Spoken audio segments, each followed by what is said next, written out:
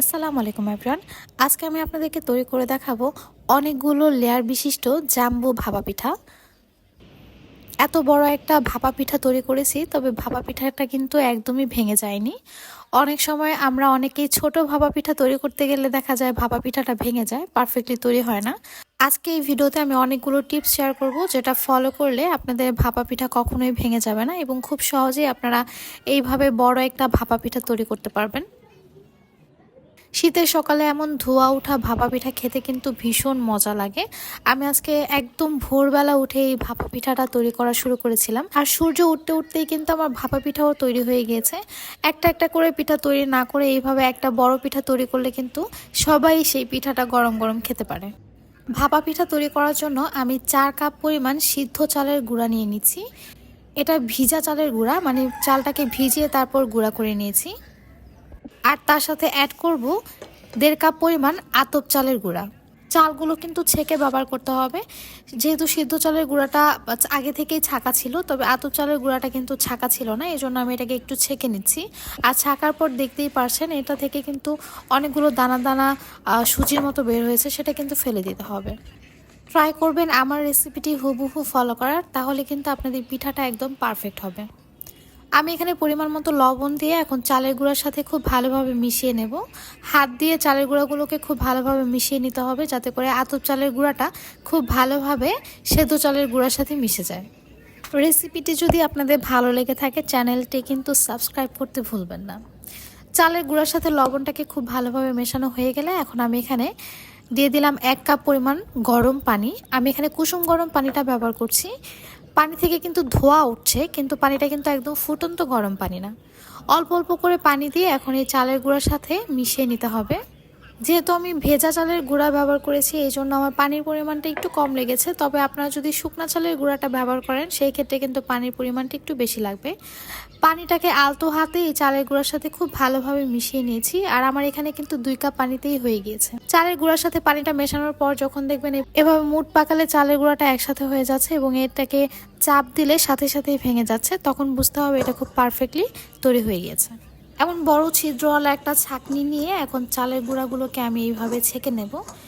ভাপা পিঠা তৈরি করার ক্ষেত্রে এই স্টেপটা কিন্তু অনেক ইম্পর্ট্যান্ট, এটা কিন্তু স্কিপ করা যাবে না। আপনারা চাইলে বাসায় যে প্লাস্টিকের জালিগুলা থাকে সেটার মধ্যেও কিন্তু এই আটাগুলোকে ছেঁকে নিতে পারেন। চালের গুঁড়াগুলোকে আমি ছেঁকে নিয়েছি, এখন পিঠা তৈরি করব। আমি যেই মোল্ডে পিঠাটা তৈরি করব সেই মোল্ডের মধ্যে একটু চালের গুঁড়া নিয়ে খুব ভালোভাবে এভাবে ঘষে দিচ্ছি, এতে করে পিঠাটা খুব সহজে মোল্ড আউট হয়ে যাবে। এখন পিঠাটাকে আমি অ্যাসেম্বল করব।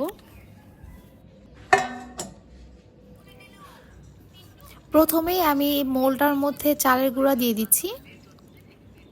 এই পিঠাটা অ্যাসেম্বল করার সময় খুব আলতো হাতে এটাকে অ্যাসেম্বল করতে হবে, একদম জোরে জোরে চেপে কিন্তু পিঠাটা তৈরি করা যাবে না, তাহলে যখন এটা মোল্ড আউট করতে যাবেন এটা কিন্তু নষ্ট হয়ে যাবে। চালের গুঁড়া দেওয়ার পর আমি এখন এর মধ্যে খেজুরের গুড় দিয়ে দিচ্ছি। খেজুরের গুড় দেওয়া হয়ে গেলে আমি এর ওপর আর একটু চালের গুঁড়া এভাবে ছিটিয়ে দিচ্ছি, এতে করে পিঠাটা মাঝখান থেকে ভেঙে যাবে না। আপনারা অবশ্যই এই কাজটা করবেন, তাহলে দেখবেন পিঠাটাকে আর ভেঙে যাচ্ছে না, এটা আলামি থাকছে। চালের গুঁড়া দেওয়ার পর আমি এখন এখানে কোরানো নারকেল দিয়ে দিচ্ছি। নারকেলের ওপর আমি এখন এখানে গুঁড়া দুধ দিয়ে দেব।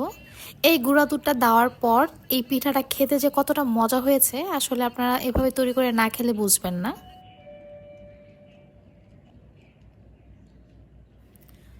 এরপর আমি আবার ওপর দিয়ে এভাবে চালের গুঁড়া দিয়ে দেব। চালের গুঁড়াটা দেওয়ার সময় খেয়াল রাখতে হবে এটা যাতে একদম সমানভাবে সেট হয় চালের গুঁড়াটা। এই ক্ষেত্রে চালের গুঁড়াটাকে আলতো হাতে এইভাবে করে হালকাভাবে একটু চেপে চেপে সেট করে দিতে পারেন। এই কাজটা কিন্তু অবশ্যই করতে হবে, এতে করেই কিন্তু পিঠাটা পারফেক্ট হবে।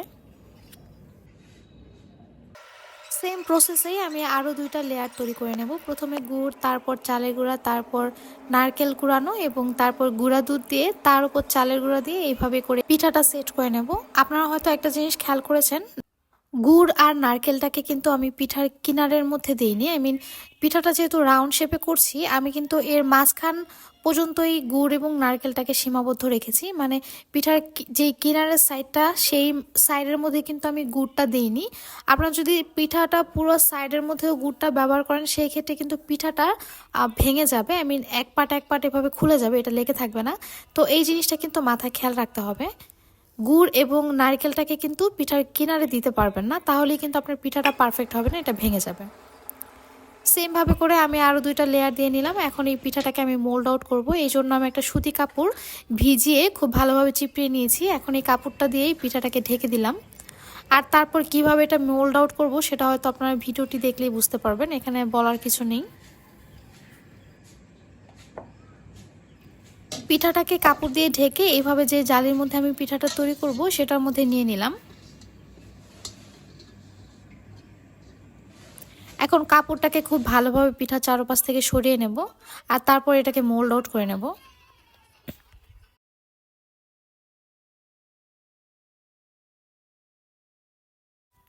এইভাবে পিঠাটাকে মোল্ড আউট করতে যেয়ে অনেক সময় পিঠাটা ভেঙে যায়, আমার ক্ষেত্রেও কিন্তু তাই হয়েছে। তবে এতে ভয় পাওয়ার কিছু নেই। ভেঙে যাওয়ার পরও কিন্তু এই পিঠাটা আমি খুব পারফেক্টলি সেদ্ধ করে নিয়েছি। যে পাশে পিঠাটা ভেঙে গিয়েছে সেই পাশের কাপড়টাকে আমি একটু টান দিয়ে সামনের দিকে এভাবে গুঁজে দিয়েছি, এতে করে পিঠাটা লেগে থাকবে। আর একটা বড় পাতিলে কিন্তু আমি অলরেডি পানি ফুটাতে দিয়েছি আর সেই পানিটা কিন্তু ফুটে উঠেছে। এখন সেই বড় পাতিলের ওপর এইভাবে পিঠার যেই জালিটা আছে সেটা বসিয়ে এখন এটাকে ঢেকে আমি সেদ্ধ করে নেব 30 মিনিটের মতো।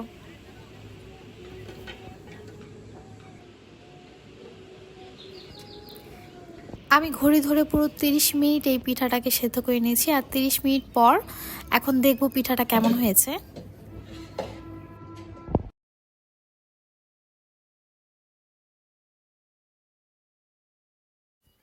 মাশাল্লাহ, পিঠাটা দেখার পর মনটা আমার খুশিতে ভরে গিয়েছে। পিঠাটা কিন্তু একদম পারফেক্ট হয়েছে। আর যে পাশটা ভেঙে গিয়েছিল সেটাও কিন্তু জোড়া লেগে গিয়েছে, আপনারা হয়তো দেখেই বুঝতে পারছেন। এখন এই পিঠাটাকে মোল্ড আউট করতে হবে, এটা কিন্তু অনেকটা কঠিন কাজ, তাই এই কাজটা কিন্তু একটু সাবধানে করতে হবে।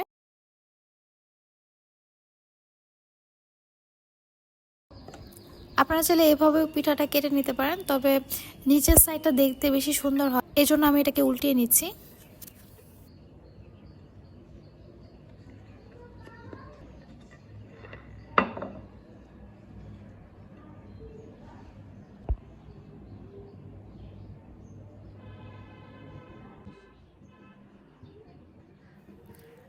এখন এই পিঠা থেকে আমি কাপড়টাকে সরিয়ে ফেলবো আর দেখতেই পারছেন পিঠাটা কতটা পারফেক্ট হয়েছে।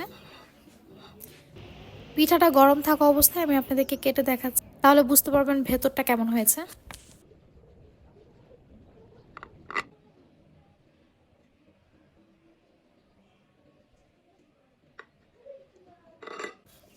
বার্থডে কেকের মতো এই পিঠাটাতেও কিন্তু অনেকগুলো লেয়ার হয়েছে। আর এটা দেখতে কতটা সুন্দর মনে হচ্ছে, তাই না? এটা খেতেও কিন্তু খুবই মজা ছিল। আশা করছি আমার আজকের এই রেসিপিটি আপনাদের সবার খুব ভালো লেগেছে। ভালো লেগে থাকলে অবশ্যই আমার চ্যানেলটি সাবস্ক্রাইব করে যাবেন। আল্লাহ হাফেজ।